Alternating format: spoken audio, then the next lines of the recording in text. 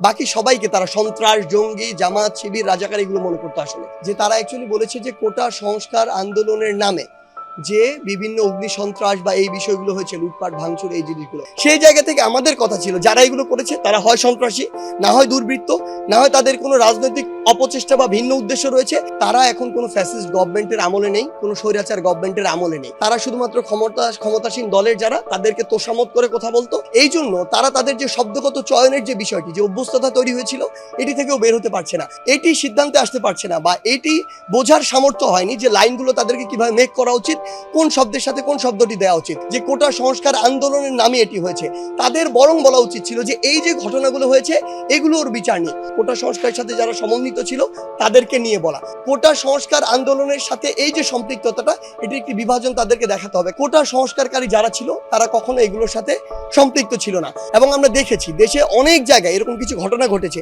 যেগুলো আমাদের জায়গা থেকে প্রত্যাশিত না, আমরা সমর্থনও করি না। সেই জায়গা থেকে তারা অবশ্যই ওই দলভুক্ত। কোটা সংস্কার আন্দোলনকারীদের সাথে এই যে গোষ্ঠীটি, এটির কোনো সম্পর্ক নেই। তিনি যদি তাদের জায়গা থেকে বা ওই গোষ্ঠীটি, আপনারা যদি আপনাদের ওই ফ্যাসিস্ট স্বভাব থেকে বের না হতে পারেন, ছাত্র জনতা যেভাবে আপনাদেরকে উপদেষ্টা বানিয়েছে ঠিক একইভাবে ছাত্র জনতা আপনাদেরকে ওই দায়িত্ব থেকে আবার টেনে নামাবে।